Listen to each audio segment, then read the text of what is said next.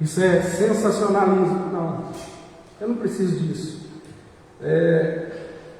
Eu fico olhando para trás e vendo o quanto que foi difícil para mim chegar até aqui e olhar o que Deus tem feito.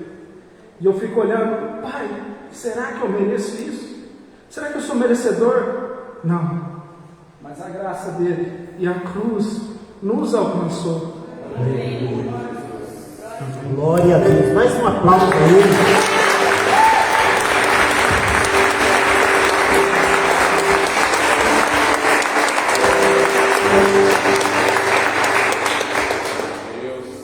Louvado seja o nome do Senhor. Amém? Pode sentar, gente.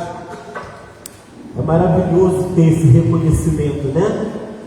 E é tudo aquilo que nós estamos estudando, estamos vendo. Ai de nós se não fosse pela graça desse sangue que foi derramado no Calvário. Amém, irmão?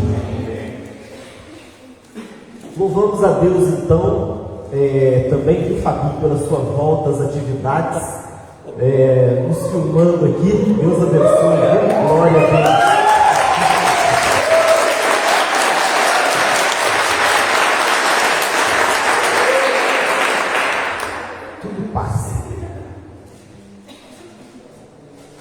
Deixa aberto então Romanos no capítulo 4.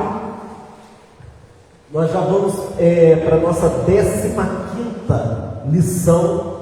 Então já são 15 semanas estudando essa carta aos Romanos. E eu gostaria que você deixasse aberto aí no capítulo 4. E antes de começar, nós vamos fazer uma breve recapitulação. Romanos no capítulo 4, todos acharam? Deixa aberto aí. Vamos orar mais uma vez? Eu vou orar e você ora comigo. Diz assim: Senhor, aquieta o meu coração, tira de mim toda distração, porque eu sei que a tua palavra é preciosa e poderosa. Eu quero tirar o máximo proveito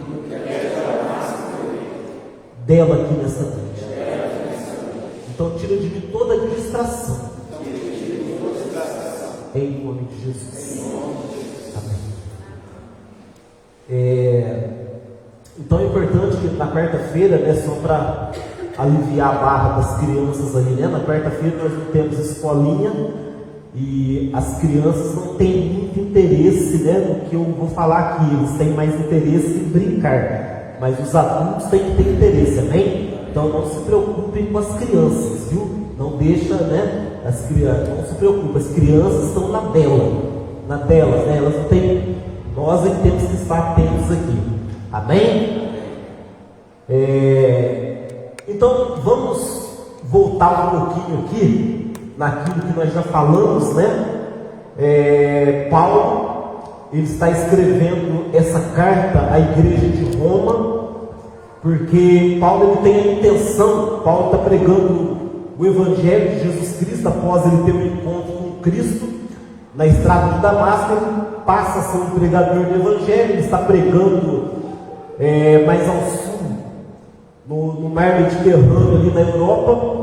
E como ele já evangelizou toda aquela região, ele agora sente a necessidade de ir para um local onde Cristo ainda não foi anunciado. E então ele faz um plano de ir à Espanha.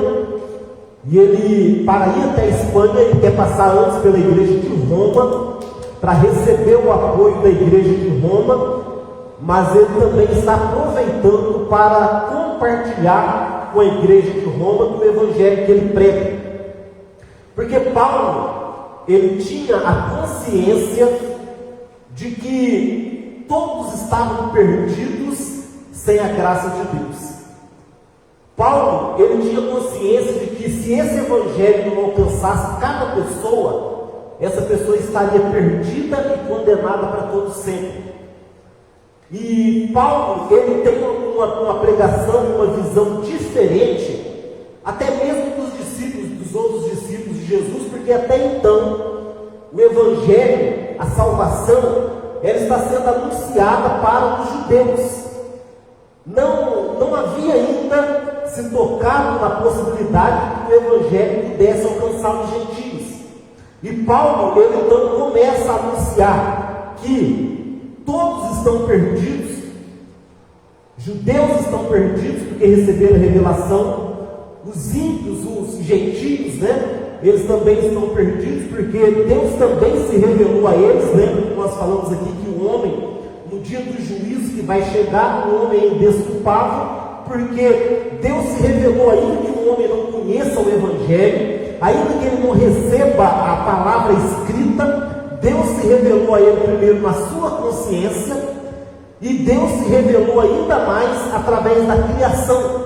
Então todo homem é indesculpável, ninguém no dia do juízo poderá apresentar qualquer desculpa. Então Paulo, ele tem essa preocupação de anunciar o Evangelho aos gentios, aqueles que não faziam parte, né, do povo de Deus, dos judeus, porque ele entendeu que a salvação era para eles também. Ele entendeu que Cristo veio para todos, veio para mim, veio para você também.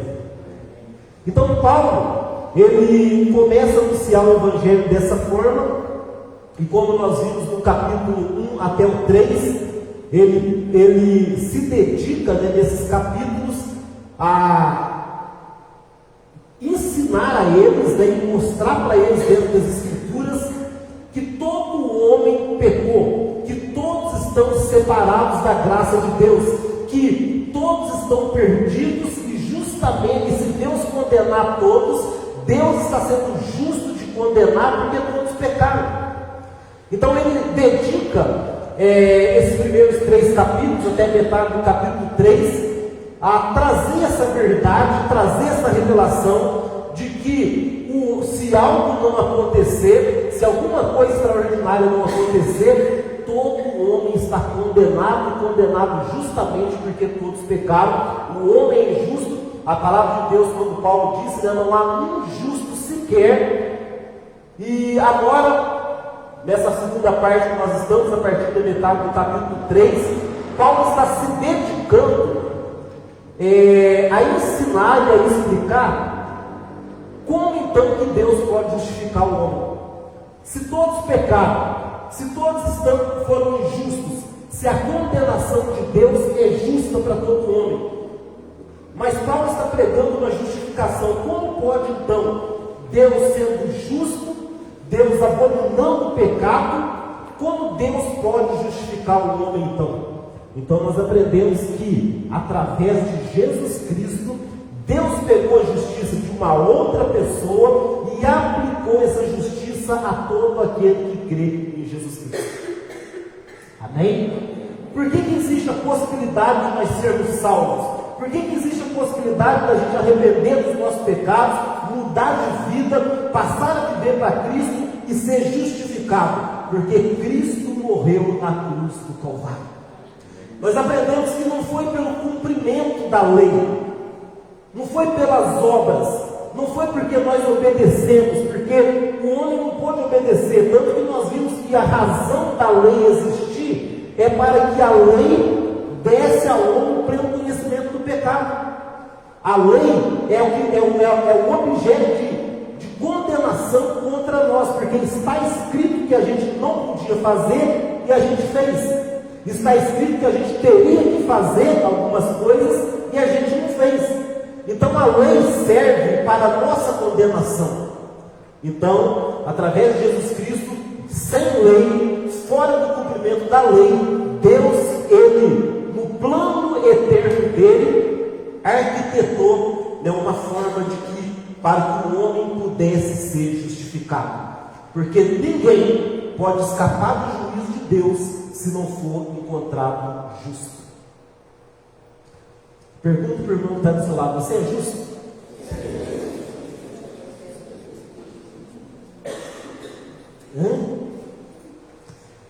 Se não houver uma justificação, todos nós estamos condenados.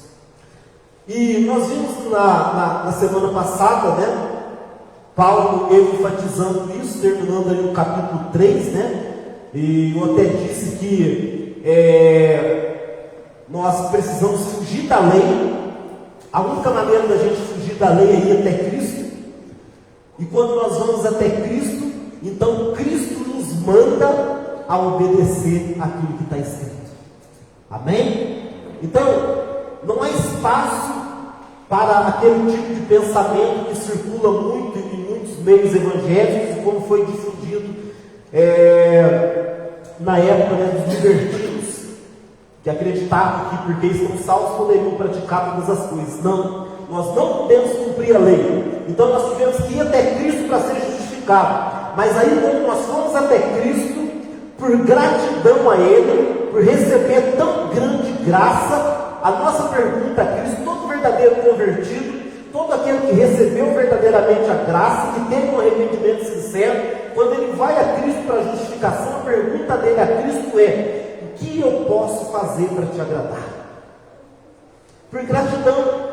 E Cristo então diz a ele: não ame a Deus sobre todas as coisas, não tenha outro Deus diante de Deus, não faça de você mesmo um Deus, não faça das pessoas um Deus, não faça do seu dinheiro um Deus. Ame o teu próximo como a ti mesmo, não fala mal dele, não maltrata ele, não assassina ele, não prejudique o teu próximo. E desses dois mandamentos diz o próprio Jesus que depende de toda a lei. Então vocês entendem como é? Nós vamos a Cristo, de graça Ele nos justifica, nos dá o Espírito Santo, e agora nós precisamos, por gratidão a Ele, estar andando em obediência. Mas a grande questão de Paulo aqui é esclarecer, e para nós tem que ficar bem claro: nós não merecemos. Nós não merecemos.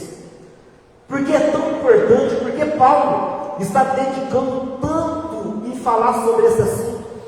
Porque nós estamos aqui há 15 semanas e toda semana nós estamos tocando nesse mesmo assunto. Nós não merecemos. A salvação é de graça. Nós mesmos não podemos nos salvar pelas nossas obras, por ser bonzinho, por obedecer isso ou obedecer aquilo. Nós não merecemos. Por que isso é tão importante? Porque isso depende da eternidade.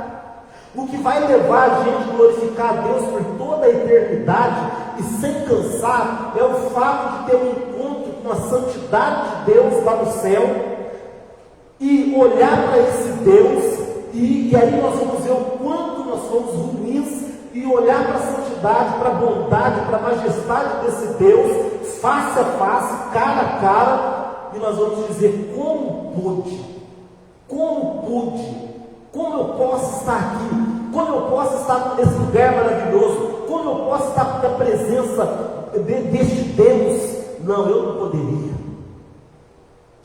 No céu nós vamos ter essa plena consciência, mas o que eu digo é: nós só vamos chegar lá se essa consciência começar a tomar conta de nós agora.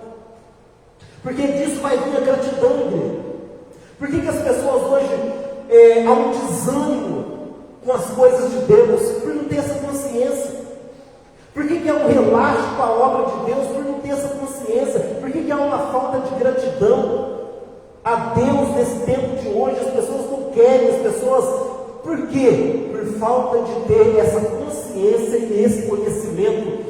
Eu merecia eternamente ser castigado no inferno porque eu sou ruim, eu não pude obedecer, mas ainda assim, meu Deus, o Deus Santo, o Deus Soberano, o Deus Criador de todas as coisas, o Deus em que nele habita toda a plenitude, esse Deus Santo que não suporta o pecado, que não pode conviver com o pecado, esse Deus ainda assim me salvou. Sabe, isso faz nascer uma gratidão no nosso coração, de forma que nós vamos querer buscar a Deus e importar com as coisas de Deus mais do que qualquer outra coisa da nossa vida. E Paulo então, ele vem defendendo a sua tese, ele chega no capítulo 4, e aqui no capítulo 4, eu quero pegar os pontos principais desse capítulo. Por quê? O que Paulo está dedicando aqui agora? Paulo vai trazer um personagem para a história, para poder continuar falando. Entenda que Paulo aqui no capítulo 4 vai continuar falando a respeito da justificação justificação pela fé. Lembra que ele está escrevendo para uma igreja, que na maioria é um povo formado por judeus, e eles tinham uma crença, circulava ali entre eles, os próprios cristãos, de que o homem é salvo pelas obras. O homem é salvo pelas obras. O homem é salvo porque obedeceu. E Paulo já mostrou para eles, vem mostrando desde o capítulo 1, que eles próprios judeus ensinaram, mas não praticaram. Que eles mesmos conheceram, mas não conseguiram colocar em prática. Lembra aquela expressão que ele usa? Você que ensina outro, não ensina você mesmo, porque você fala, mas não pratica. Mas eles acreditam que não, o homem, ali uma corrente forte, que o homem é salvo pelas obras. E isso não pode ser permitido, porque isso é uma deturpação do Evangelho. E aí Paulo, ele está dedicando aqui, e ele vai trazer Abraão para a história. E Paulo faz isso de uma forma muito inteligente, porque Abraão é o maior herói do judeu.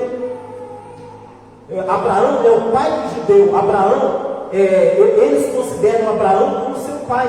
O pai do judaísmo, verdadeiramente ele é. Mas nós vamos ver aqui que não apenas do judaísmo, mas Abraão é nosso pai também. Então, Paulo traz Abraão e mostra para eles que Abraão foi justificado pela fé. Havia ali uma crença de que Abraão havia sido justificado pelas obras. Havia mesmo um dos livros apócrifos, né? Esse livro, inclusive, ele faz parte do cânon da Igreja Católica, um livro chamado Baruque. E lá no capítulo 44 de Baruque, está justamente dizendo que Abraão, o nosso pai Abraão, ele foi salvo, ele foi justificado por causa da circuncisão e por ter praticado a obra. Então nós aqui não aceitamos esse livro, mas era um livro que circulava no meio dos judeus, dizendo que Abraão foi justificado pelas obras, porque ele praticou as obras. E Paulo então está dedicando a explicar para eles que o próprio Abraão, o próprio pai da fé, o pai do judaísmo, ele foi justificado pela fé. Então vamos ler o versículo 1 até o 8. Diz assim: portanto, que diremos, pois, sobre o nosso pai Abraão? Se de fato Abraão foi justificado pelas obras, tem que se orgulhar, mas não diante de Deus. Entretanto, o que diz a Escritura? Creu Abraão em Deus, e isso lhe foi creditado como justiça. Ora, o salário daquele que trabalha não é considerado como favor, mas como dívida. Todavia, ao que não trabalha, mas crê em Deus que justifica o ímpio, sua fé é creditada como justiça. Assim também, fala da bem-aventurança do homem.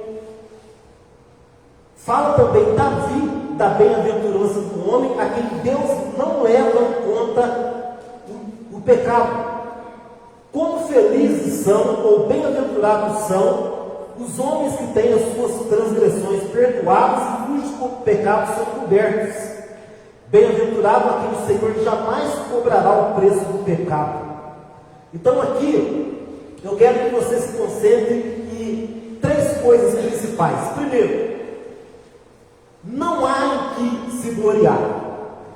Quando nós entendemos o verdadeiro Evangelho, nós entendemos que não há em que a gente se gloriar.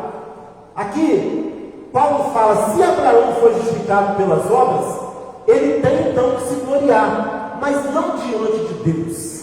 Ou seja, ele está dizendo que Abraão foi justificado pela fé e não pelas obras, porque se ele tivesse sido justificado pelas obras, então ele teria que se orgulhar. Então o que nós precisamos entender aqui, esse primeiro ponto é, não há em nós alguma razão para que nós possamos nos gloriar diante de Deus. Isso é muito importante porque nós vivemos um tempo de religiosidade e de muita crença em superpoderes. Muitas vezes nós pensamos que somos super crentes, não, porque eu faço isso, eu faço aquilo outro, porque eu prego, porque eu jejuo, porque eu vou para o monte, porque eu oro não sei quanto tempo. E nós começamos a confiar em nós mesmos, porque eu tenho esse dom, porque eu tenho aquele outro dom. E muitas vezes nós começamos, muitos crentes desse dia começam a idolatrar e colocar outras pessoas como se fossem maiores do que o outro por algum dom, ou porque a pessoa faz isso, faz aquilo, e na maioria são propagandas. E aí, há hoje no meio evangélico pessoas se orgulhando em si mesmas e pessoas idolatrando homens, trazendo glória para homens. E Deus é bem claro em dizer: eu não divido a minha glória com ninguém. Se eu estiver aqui, é muito grave isso, igreja. Você precisa ser livre desse sentimento, tanto em relação a você quanto a outra pessoa. Porque se eu estiver aqui confiando em mim mesmo, se eu estiver aqui dizendo para você, tentando passar para você que eu estou aqui porque eu tenho dom, porque eu jejuo, porque eu sou isso, porque eu sou aquilo outro, porque eu cumpro isso, eu cumpro aquilo, então eu estou querendo trazer para mim uma glória que não me pertence. Sempre nós temos tentado deixar claro que estamos aqui por causa da misericórdia e da graça de Deus. Mas se você estiver aí e começar a olhar para mim e falar: olha, o pastor tem esse dom, aquele, ele profetiza, e ele rodopia, e ele faz isso, ele faz aquilo outro, e você começar a ir, você está trazendo para o homem uma glória que não pertence ao homem, que você não deveria dar. E você está pecando com isso, e eu estou pecando com isso, quando eu confio em mim mesmo, ou quando eu confio em outra pessoa e dou a glória para outra pessoa. Isso tem sido muito comum nesse tempo, e nós precisamos tomar muito cuidado com isso, porque o próprio Abraão não tinha em que se gloriar. Em segundo lugar aqui, Deus não nos deve nada. Porque se a gente for ver no versículo 4 e 5, Paulo está trazendo uma analogia dizendo assim: ora, aquele que trabalha, o salário dele é justo, ele precisa receber. Mas e aquele que recebe sem trabalhar? Aquilo foi dado a ele de graça. Então Paulo ainda traz essa analogia. Então, o que ele quer dizer? Se Abraão tivesse trabalhado para ser justificado, então significa que Deus não fez nada. Significa que se Abraão fez alguma coisa, era obrigação de Deus justificar Abraão. Nós temos visto isso hoje no meio evangélico ou não? Deus, o Senhor é obrigado a fazer isso, o Senhor determina que o Senhor faça isso, porque o Senhor tem que fazer isso. Irmãos, tudo o que nós temos é de graça. Nós não merecemos nada. Não merecemos. A única coisa que nós merecemos, às vezes eu vejo nas orações que você tem que falar: Deus, não faz isso não. Eu falo: Deus, faz justiça na minha vida. Meu Deus, não ora isso não. Deus, faz justiça. Deus, dá o que eu mereço. Você já imaginou se Deus ouvir tua oração? Deus, me dá o que eu mereço.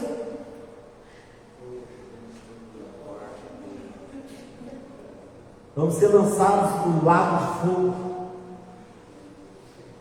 Deus, faz justiça. Deus, isso não é justo. Deus, eu preciso da tua justiça. Não. Deus, eu preciso da tua graça. Porque nós não somos merecedores de nada. Aí, Paulo, ele traz Davi para a conversa.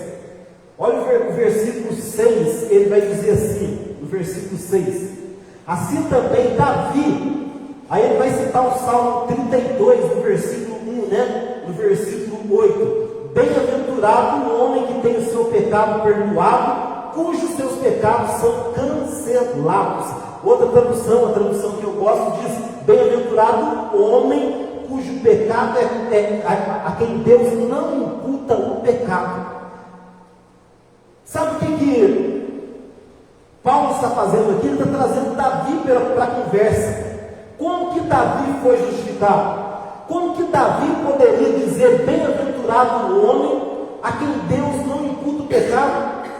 Se a palavra, o mandamento, a lei, diz que você não deve cobiçar, mas Davi cobiçou.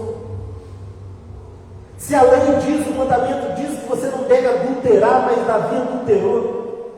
Se a lei diz que você não deve matar, mas Davi matou. Então, como que Davi pode dizer: bem-aventurado, feliz o homem a quem Deus não imputa pecado? Porque Davi aqui estava falando da justificação em Deus, a crença na graça de Deus, que pela fé perdoa e restaura a vida do pecador. Amém, gente? Então aqui, o que Paulo está falando, nós somos bem-aventurados, porque nós tivemos as nossas iniquidades perdoadas. Você é feliz, eu sou feliz, não porque Deus te deu um carro, uma casa, glória a Deus se Ele deu, mas nós somos felizes porque Deus não imputou a nós o nosso pecado. Nós pecamos, nós transgredimos a lei de Deus, mas ainda assim Deus arrumou um meio no Calvário, através do sangue de Cristo, para nos justificar. Sem a gente merecer, sem a gente fazer nada, mas ainda assim Ele arquitetou esse plano puramente. E aí Ele vai continuar. Eu quero pular com você para o versículo 12, versículo 10. Vamos ler o 10. Em que momento lhe foi creditada essa justiça? Bom, vamos ler o 9. Essa imensa felicidade é destinada apenas aos que fizeram a circuncisão, ou também oferecida aos incircuncisos? Pois já afirmamos que no caso de Abraão, a fé lhe foi creditada como justiça. Então Paulo afirmando novamente que Abraão não foi por causa da circuncisão, mas pela fé. Em que momento lhe foi creditada essa justiça? Antes ou depois de ter sido circuncidado? De fato, não foi depois, mas antes da circuncisão. Sendo assim, ele recebeu a marca da circuncisão como um selo da justiça que ele tinha pela fé, quando ainda não era circuncidado, para que fosse pai de todos os que creem, ainda que não tenham sido circuncidados, a fim de que a justiça fosse creditada também em favor deles. Ele é igualmente o pai dos circuncisos e não apenas daqueles que passavam pela circuncisão, mas aqueles que também caminham sobre as marcas dos passos da fé, que demonstrou o nosso pai Abraão antes de ser circuncidado. Então aqui, resumindo o que eu li, Paulo está falando: quando foi então que Abraão foi justificado? Foi quando ele era circuncidado ou antes de ser circuncidado? Porque a lei só vem 430 anos depois, através de Moisés. Então Paulo fala: ele foi circuncidado mesmo antes da lei. Abraão foi circuncidado. Geralmente a circuncisão do menino acontecia aos 8 dias. Quanto tempo está o Tobias? 4 meses? Passou da hora de ser circuncidado. Geralmente aos 8 dias a criança era circuncidada. Sabe quando aconteceu a circuncisão de Abraão? Com 90 anos. 90 anos aí foi acordar. Com 90 anos.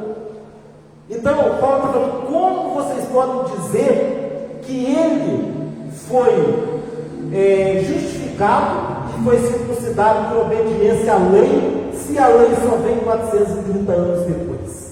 Então Paulo divulga o argumento, mas o que eu quero que você tenha como importante é o versículo 12. O final do versículo 12, ou todo o versículo. Abraão é igualmente pai dos circuncisos, que não apenas passaram pela circuncisão, mas que também caminham sobre as marcas dos passos da fé que demonstrou o nosso pai Abraão antes de ser circuncidado. Então ele traz aqui essa conclusão.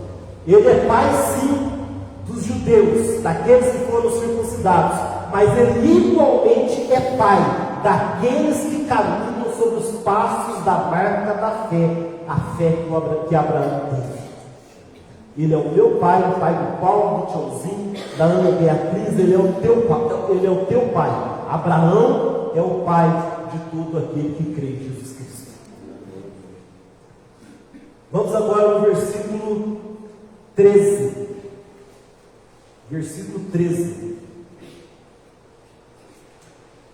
Que diz assim: porquanto não foi pela lei que Abraão, ou sua descendência, recebeu a promessa de que ele havia de ser o herdeiro do mundo. Ao contrário, foi pela justiça da fé. Pois, se os que vivem pela lei são herdeiros, a fé já não tem valor e a promessa é nula, porque a lei produz a ira. Mas onde não há lei, também não pode haver transgressão. Deus prometeu a Abraão que ele herdaria o mundo. Mas Paulo não está falando apenas do mundo físico, geográfico, mas dos novos céus e nova terra que Deus está preparando para aqueles que são seus. E aqui é muito importante a gente entender, porque Paulo ele diz que nós somos herdeiros como filhos de Abraão. E ele diz aqui que é pela fé. Porque se a gente tiver alguma crença nas nossas obras, naquilo que nós fazemos, a fé, ela é nula. O que está dizendo aqui? Se eu entendo, ou se eu trago para mim o pensamento, não, eu sou salvo, mas é porque eu sou bom. Eu sou salvo, mas porque eu faço isso, eu faço aquilo. Olha lá o Paulo não tem como ser salvo, olha as coisas que ele faz, mas eu não. Esse não era o pensamento do judeu que nós falamos aqui no início? Lembra do fariseu e do publicano? Diz que os dois subiram para orar. E aí, o fariseu orava assim: Deus, obrigado porque eu não sou como esse publicano pecador. Obrigado porque eu jejuo, porque eu faço isso, porque eu faço aquilo outro. Mas aí o publicano, ele nem sequer ousava olhar para Deus. E ele simplesmente batia no peito e dizia: Deus, tem misericórdia de mim, porque eu sou pecador. E aí Jesus termina dizendo assim: qual deles foi para casa justificado? Quem foi justificado? O fariseu, que se gloriava de quem ele era e das coisas que ele fazia, ou o publicano que reconhecia que era um miserável pecador? Sabe o que Jesus falou para os fariseus? Porque o fariseu se orgulhava: eu tenho a palavra, eu tenho a circuncisão, eu tenho o sábado, eu guardo o sábado, eu guardo as festas, e ele se orgulhava disso. E aí, Jesus falou para eles assim: olha, os pecadores, os publicanos e as prostitutas estão indo antes de vocês para o reino dos céus. E nós precisamos entender isso e trazer isso para nós. O que Jesus estava querendo dizer? Vocês têm a lei, vocês têm a palavra, vocês conhecem, mas vocês não praticam e não aceitam a graça. Essas pessoas, eles podem a qualquer momento ter o conhecimento do Evangelho, receber a graça de Deus, se arrepender dos seus pecados e serem salvos. Então é o que nós precisamos ter, essa consciência, e tomar muito cuidado. Mas existe um céu e uma terra sendo preparado para nós, onde habita a justiça. Versículo 16 e 17.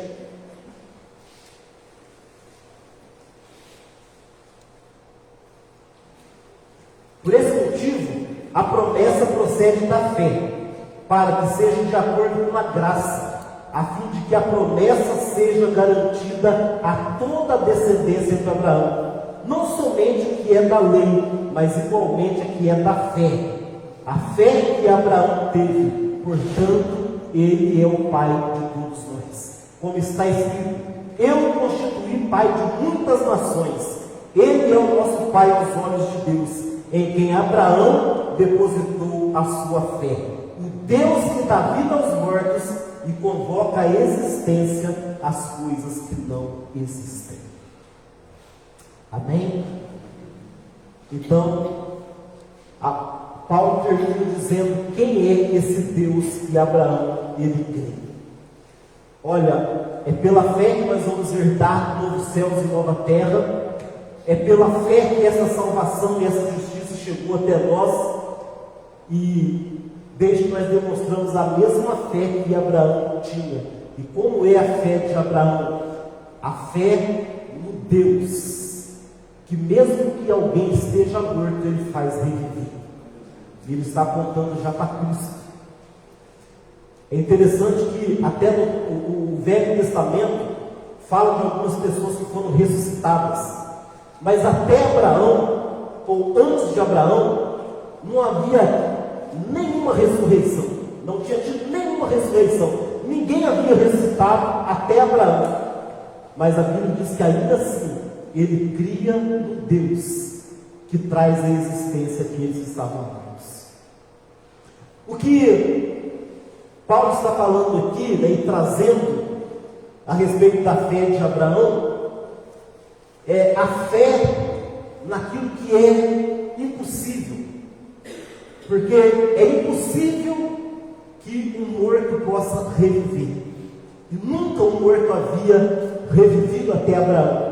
Mas ainda assim, o nível da fé dele era que esse Deus, ainda que algo estivesse morto, ele poderia fazer reviver. E o outro exemplo que ele diz aqui de quem é esse Deus, é o Deus que traz à existência coisas que nunca existiram. A partir do nada. Há uma expressão no grego que é ex nihilo, que é o Deus que cria do nada. Porque tudo o que cientificamente foi criado a partir de alguma coisa. Mas Deus é o único que do nada ele cria todas as coisas. É nesse Deus que Abraão, a fé de Abraão era nesse Deus que do nada poderia fazer com que as coisas viessem à existência. Estava vendo agora uma reportagem no domingo, né? De uma repórter lá da Globo que foi no Japão, e ela visitou um restaurante onde os garçons eram robôs e a comida era feita por robôs. O homem criou algo parecido com um homem, mas ele criou através de coisas que já existiam. Mas Deus ele só diz assim que haja e ouve. E esse é o mesmo Deus que faz isso nas nossas vidas. Então, embora nós estejamos tratando aqui de coisas mais profundas, Paulo ele está trazendo ou escrevendo e trazendo para a igreja de Roma que esse Deus é o Deus da fé. E através da fé, esse Deus pode fazer qualquer coisa. Mas é muito importante a gente entender o que Paulo fala aqui, que esta fé, ela foi imputada a Abraão. Porque talvez nós poderíamos dizer assim, então, mas ok, nós não temos do que nos gloriar, a salvação é de graça, as coisas acontecem pela graça, sem a gente merecer, mas a gente tem a fé. Nós temos a nossa fé. Não, até mesmo essa fé, ela foi imputada em nós.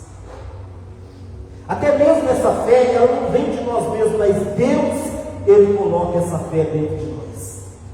De forma que nós não temos mesmo do que nos gloriar.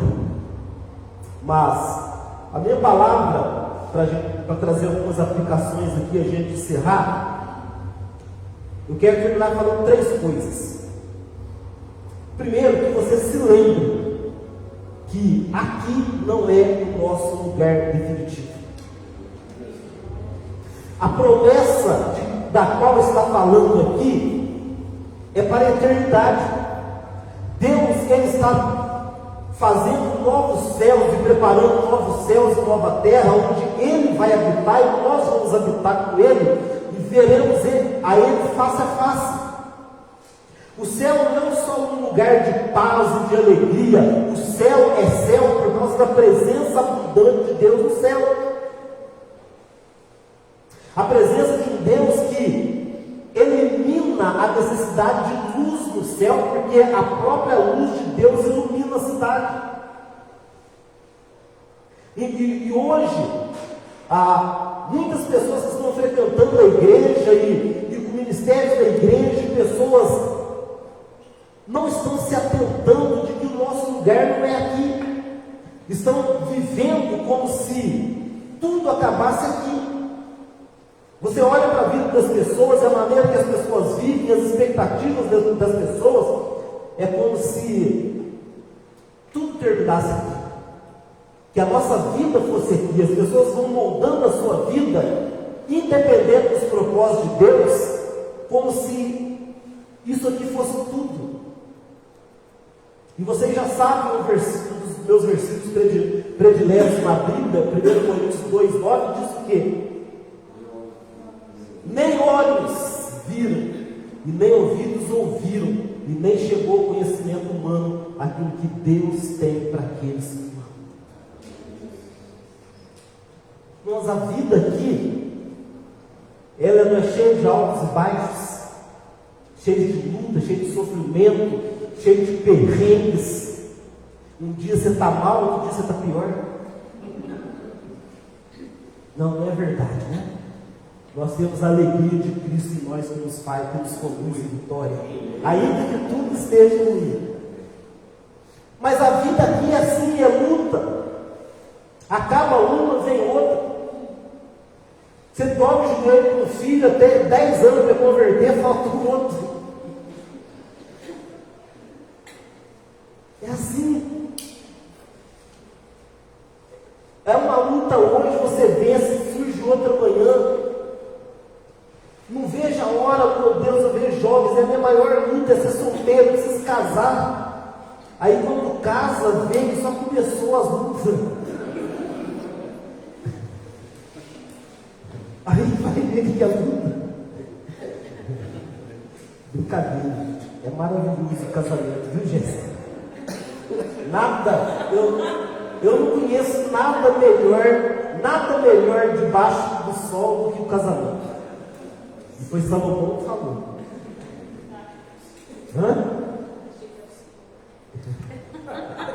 Eu também acho.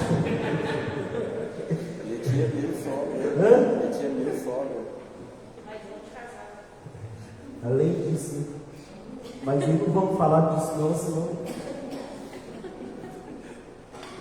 Nada melhor, né? Mas a realidade é essa, gente. A vida aqui é difícil. Aqui as coisas são duras. Aqui você fala, vou lutar, vou conquistar dinheiro, e na hora que eu tiver dinheiro, acabou meu problema. Aí na hora que você consegue ter, você vê que não era esse o meu problema.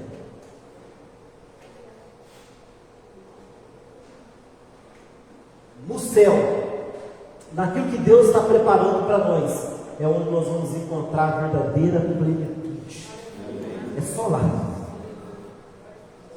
E muitas pessoas hoje não têm, eu acho que eu já disse isso na semana passada, mas vou repetir.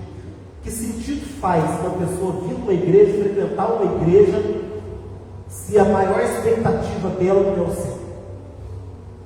Que razão eu tenho? Que sentido faz eu estar na igreja, tentar obedecer a Deus, se a minha expectativa maior, a minha esperança maior não é o céu? Se tudo que eu olho e consigo enxergar é aqui, eu preciso disso, eu preciso daquilo outro, eu vou conquistar, mas peraí, o que você está planejando com Deus? Quais são os teus planos espirituais? O que você quer realizar esse ano? Quantas pessoas, são colegas seus, você quer trazer para Cristo em 2024. O quê?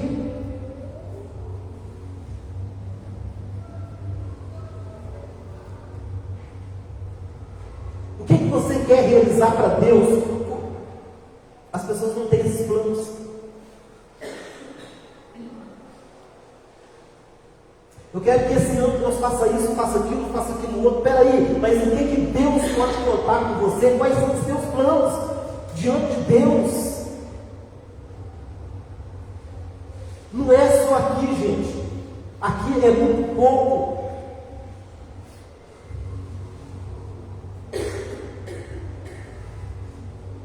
É muito triste viver como se a vida terminasse na morte. É muito triste. É muito triste você viver e você está ali no velório e a maioria das pessoas ali naquele velório está pensando que tudo termina ali. Olha para aquela pessoa e alguns vão dizer se foi bom, se foi ruim, mas acham que tudo terminou ali. A maioria das pessoas estão olhando aquela pessoa ali, achando que acabou tudo ali. Não! Naquele dia, concretizou na vida da pessoa como será a eternidade dela. Naquele dia, teve início a parte da eternidade na vida daquela pessoa que nunca mais terá fim. Ou na presença de Deus ou no tormento eterno. E nós precisamos entender isso, porque parece que nós somos uma geração de crente que não pensa nisso. Como que vai ser depois? A promessa feita a Abraão é de que Abraão e aqueles que crescem segundo Abraão e que herdassem a fé de Abraão, herdariam novos céus e nova terra para todo sempre. Essa é a promessa. Mas as nossas promessas hoje ficaram muito limitadas. As nossas promessas hoje é quase que o desejo de mendigos. É carro, é casa, é relacionamento, é isso, é aquilo, isso aqui vai dar certo. Eu tenho fé para que isso dê certo, para que eu vou conquistar isso, aquilo, outro. E eu não estou dizendo que essas coisas são ruins, que você deve viver aqui como se não vivesse, não. Muito pelo contrário, você precisa conquistar sim as coisas aqui, viver aqui. Mas o que eu estou dizendo é, aqui uma maior esperança e empolgação de vida tem que ser viver para Cristo, para que você possa herdar novos céus e nova terra. Vamos pensar nisso mais do que nós temos pensado. E o que eu quero dizer é que apenas o Evangelho verdadeiro é que dá sentido à vida. Porque nele nós entendemos que Deus nos criou para algo mais. Amém? O Evangelho é que dá sentido na vida. As pessoas estão desistindo da vida, entrando em depressão, se suicidando, entrando nas drogas, porque não conhecem o Evangelho. Pessoas estão abandonando as igrejas porque não conhecem o Evangelho. Pessoas estão perdendo a razão de viver por não conhecer o Evangelho. Então, assim como Paulo, nós precisamos entender que o Evangelho dá sentido para a nossa vida. E quando nós levamos o Evangelho, nós levamos sentido para a vida de uma outra pessoa. Vamos ficar de pé.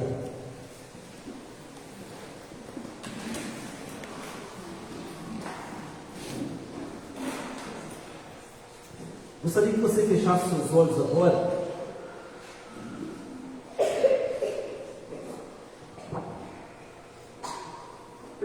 E eu gostaria primeiro que você falasse de Deus, olha, orasse e agradecesse a Deus, dizendo: Deus, olha, eu te louvo, porque não foi, na verdade, não era só para os judeus.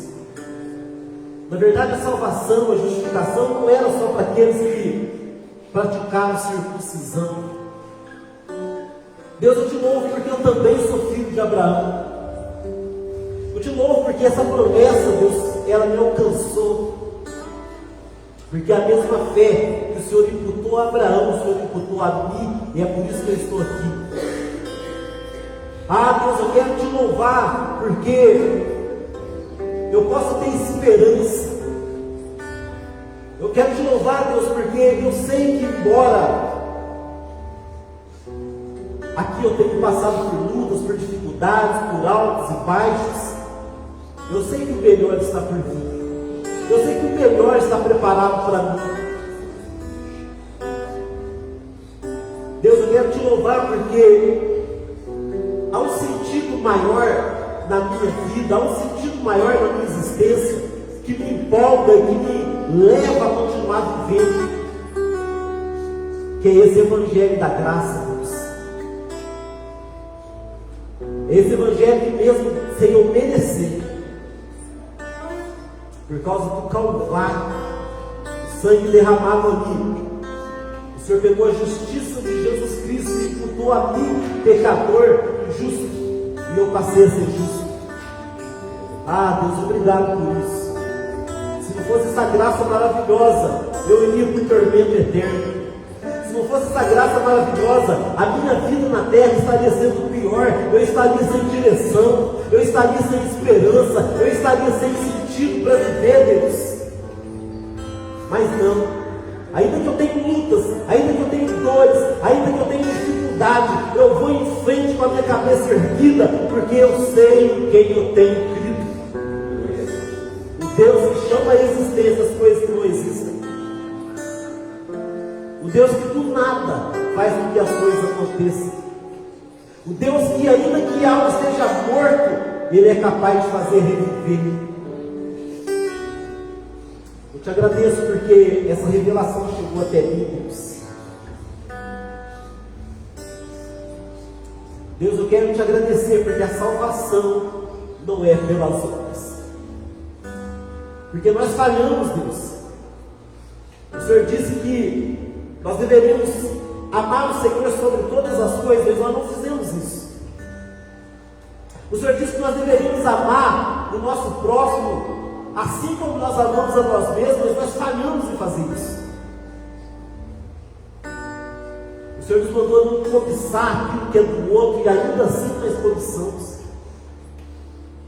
O Senhor falou que nós deveríamos honrar o pai e a mãe, e nós desonramos tantas vezes. Ah, Deus, enfim, nós quebramos tudo que o Senhor tinha de padrão para nós. Nós não conseguimos te obedecer. Nós não deixamos de fazer as coisas que o Senhor tinha falado que nós deveríamos não fazer. Nós não fizemos aquilo que nós deveríamos ter feito. E nós atraímos condenação para nós mesmos. Mas partiu do Senhor mudar essa situação. Pelo teu amor, pela tua graça, pela tua misericórdia, o Senhor se revelou a nós, revelou o teu evangelho a nós, e hoje nós somos salvos pela tua graça. Hoje nós podemos viver uma vida transformada e agora sim andar em obediência ao Senhor, porque o Senhor nos deu o Espírito Santo, e por causa da nossa gratidão ao Senhor, enquanto nós sabemos que vale a pena viver para ti. Então o que eu oro nessa noite, Deus, é que o teu Espírito Santo impacte as nossas vidas, avive as nossas vidas, porque a fé que o Senhor imputa a nós, ela vem pelo ouvir, e ouvir a palavra do Senhor.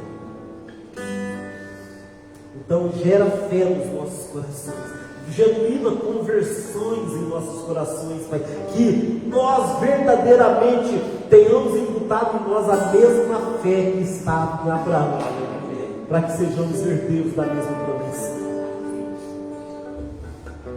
Faz neste lugar uma igreja verdadeiramente convertida, filhos verdadeiramente de Abraão, não pela lei da circuncisão, mas pela lei da fé.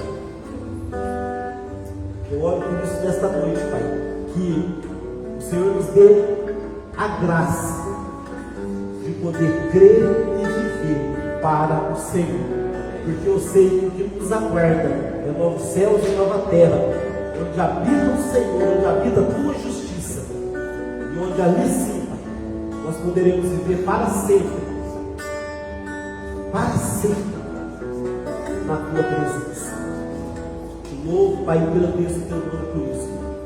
Cada pessoa aqui nesta noite, Deus, possa ter sua fé avivada pela tua palavra. No nome santo de Jesus. Você pode dar um aplauso ao Senhor?